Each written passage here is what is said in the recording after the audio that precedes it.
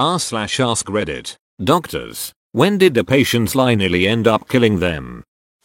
Middle-aged housewife comes to ED with episodes of headache and collapse, vacant episodes, usually early hours of the morning. Has the full workup with CT scans and lumbar punctures several times, always negative. It took several attendances before anyone asked her about recreational drugs. She was an unassuming suburban mum. Turns out she was into cocaine in a big way, leading to reversible cerebral vasoconstriction. No more cocaine equals no more headaches, and no lasting consequences luckily. Paramedic here. One common one is when older guys are having chest pain and we want to give them nitroglycerine paste pills to help the chest pain. One thing that doesn't mix well is nitro and Viagra. It causes a blood pressure drop that can be really dangerous. We always ask and make it really clear that if we give the nitro and they are taking Viagra and similar meds that they could die. It usually takes 3 or 4 warnings in a row before the guy will admit it. Early on I made the mistake of trusting a guy after just a couple mentions of how dangerous it would be. I sprayed the nitro under his tongue and he said, "Does generic Viagra count?" Duck. At one point his BP wasn't even registering on the box cuff. It was bad. I thought I was going to get screamed at by my doctor, but he just laughed and said it was so common that he wasn't upset, and gave me a couple ideas on how to make it clear how dangerous it was to the patient.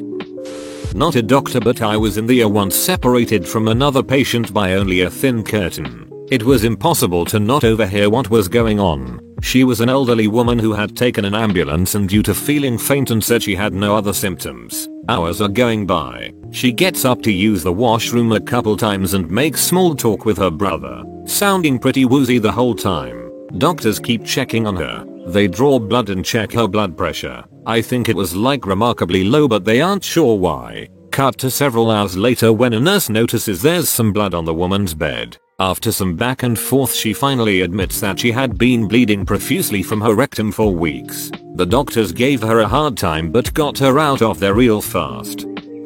I work in outpatient surgical center. Lying to anesthesia can be really dangerous. I've had a person lie about not taking drugs and then react badly when given the anesthesia meds because they interacted. Fortunately for that patient, not nearly dying, but I will forever have it ingrained in my head, the anesthetist leaning over their head screaming, "What drugs did you take?" And to that I fortunately haven't seen serious event, but definitely has happened to our providers, and I've seen more mild versions. People eating, drinking before the anesthesia and then denying. Lucky for my patients they just have puked after waking up, so we know they had it but made it okay. The danger is you can puke during sedation and then get it in your lungs, called aspirating, and die from that. Could be really bad, but fortunately I personally haven't seen the worst yet, but I've heard plenty of stories of it.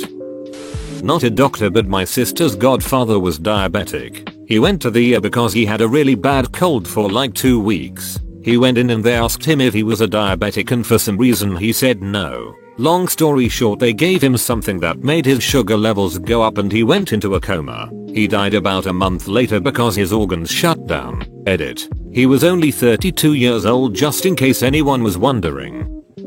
I wasn't the lead on this case, but I was the assist. When I was in dental school, this patient came in and was really hyped up. My buddy asked him if he has been on any drugs and the guy just said he had a lot of caffeine. Okay, we moved forward. From what my friend told me, his blood pressure was high, but not too high for an elective procedure. Part of the local numbing we give patients has epinephrine in it, and sometimes this gets into the bloodstream with certain types of nerve blocks. Not uncommon. However, if you've snorted a couple lines of cocaine and then get EP in your bloodstream, that's no bueno. Ended up calling the ambulance. His BP was so high he was at risk for a stroke. So yeah, even stuff the dentist does can kill you if you lie.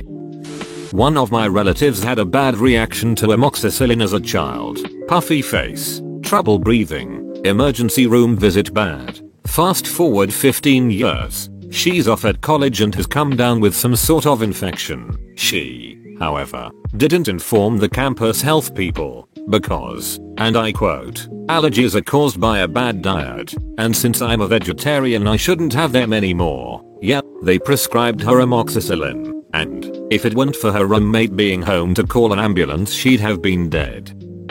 I work in an STD clinic, so the stuff I deal with isn't usually deadly, or at least not immediately deadly. However, I am constantly surprised by the percentage of patients who test positive and refuse to tell their partners. A guy came in a few years ago who for something relatively simple like gonorrhea, but seemed to have trouble walking. Long story short, a nurse called an ambulance for him and sent him to the ER for a spinal tap. Turns out an ex-boyfriend refused to tell him about his syphilis diagnosis after they had a rough breakup like 15-20 years earlier. So not only was our guy possibly spreading syphilis unknowingly, he now had untreatable neurosyphilis. He worked with our disease intervention specialists to track down as many partners as they could, but I think he died from related complications like a year after his initial visit.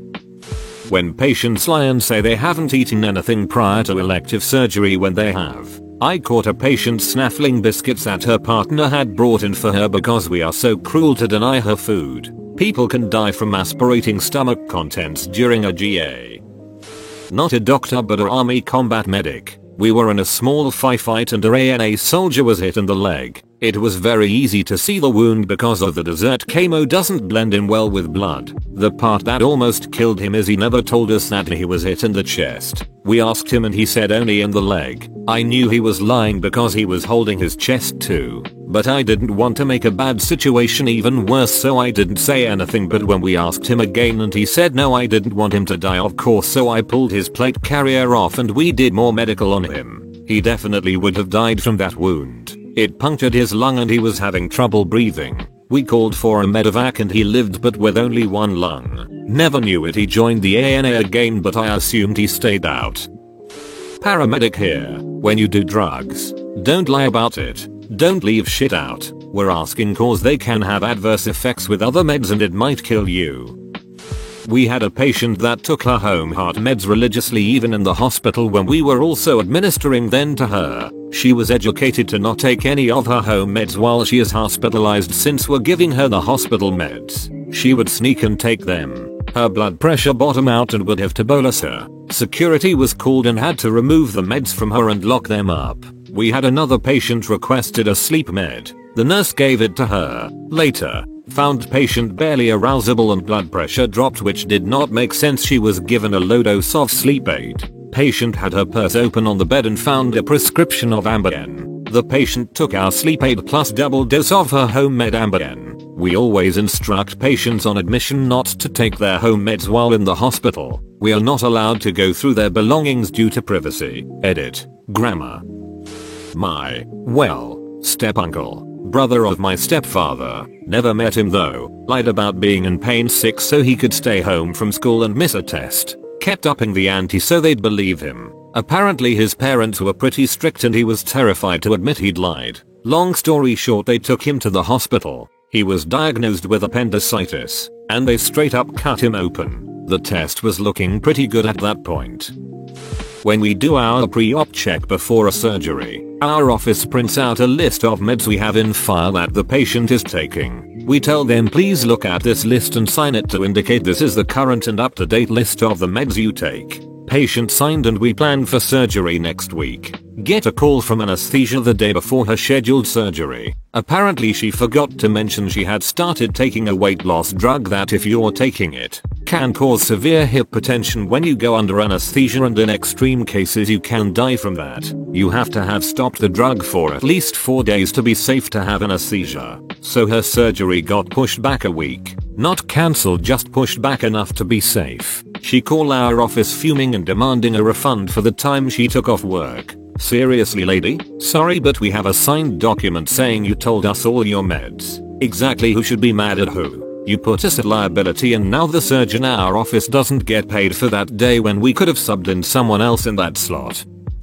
IQ nurse here. Everyone who drinks pretty much lies about how much. It's almost standard to assume the amount they say is half of the truth, if not less. 2 beers every day you say? We will assume that's 6 and watch you for withdrawal. Kind of the same with cigarette smoking, but the difference in car of a pack a day smoker or half pack isn't as important as it is with alcohol.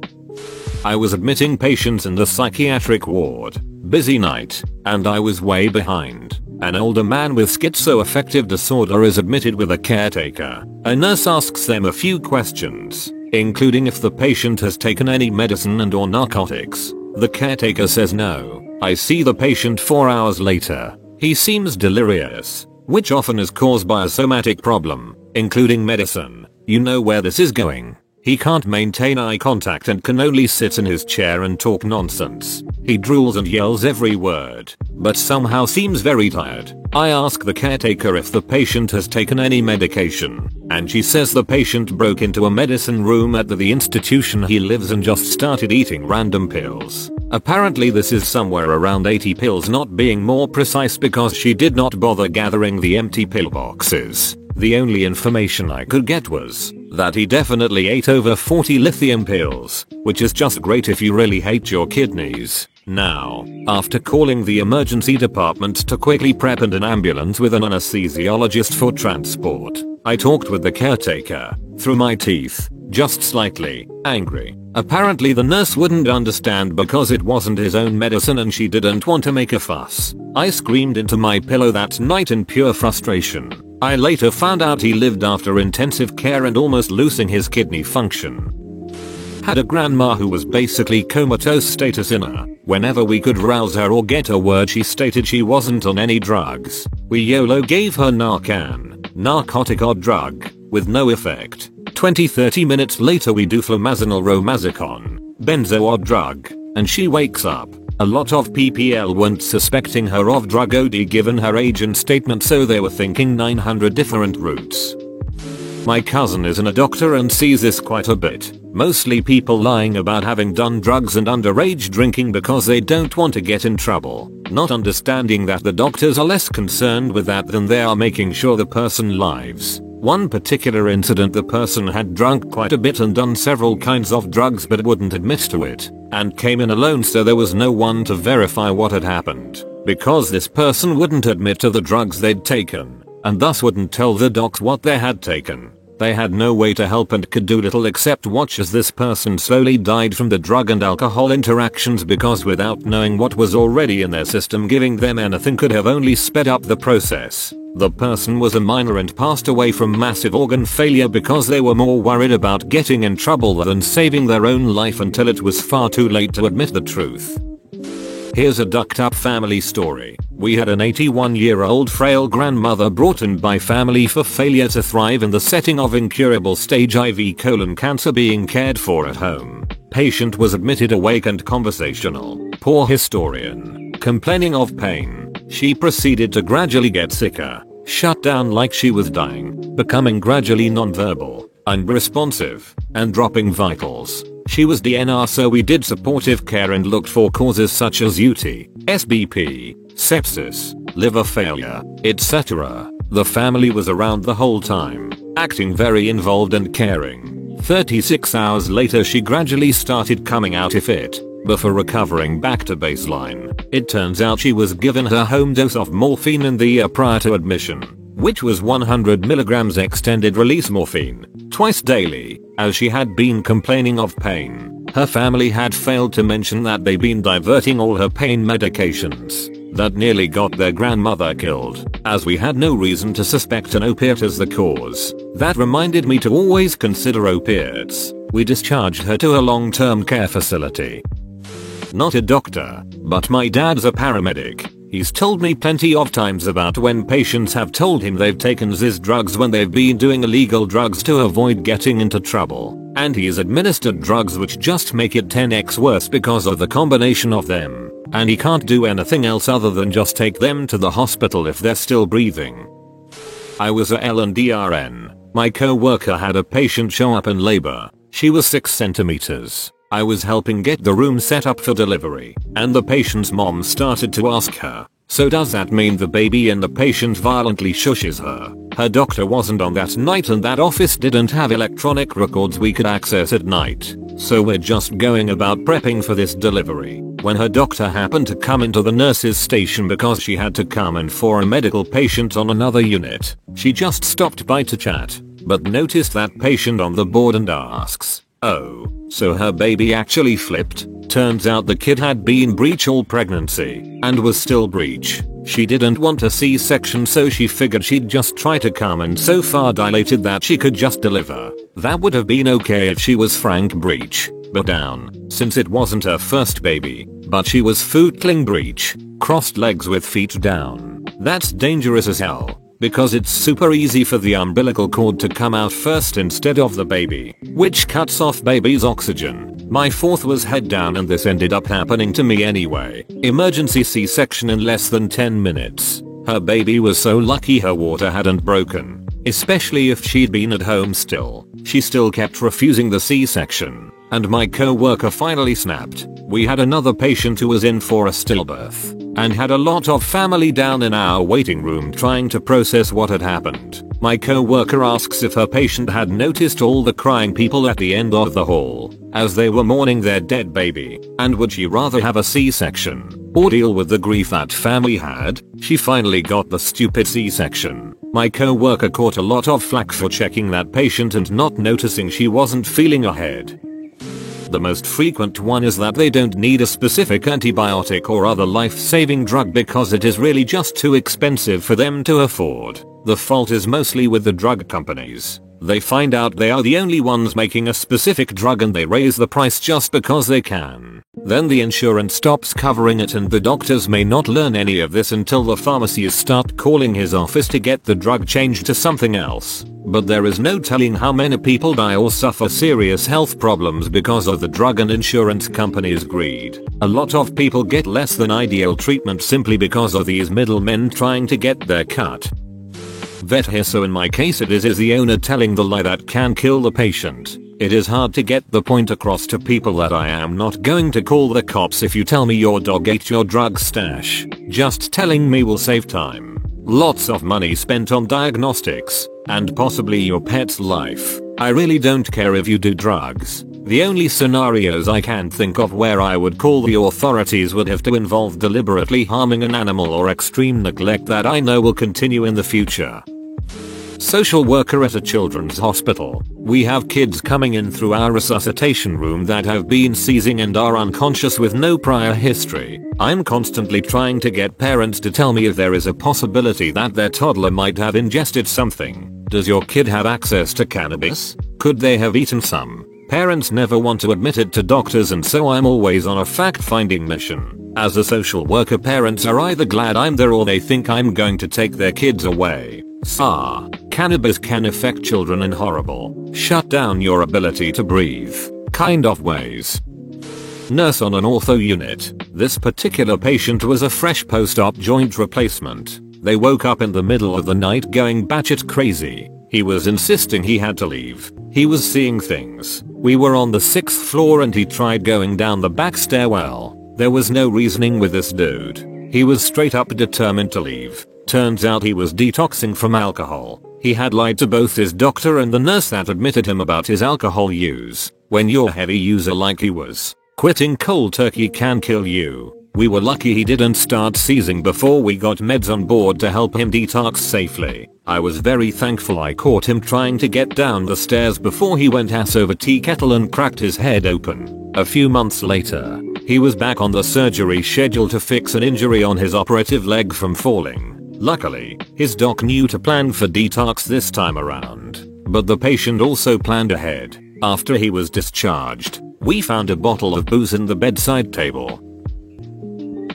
I'm not a doctor but a patient with a couple of really weird disorders that cause doctors who aren't familiar with them to think I am taking. I have been denied very needed basic treatment like a bag of saline because my dehydration is exasperating my symptoms because they think I'm somehow gaming the system. These assumptions that patients are lying do a lot of harm. 2.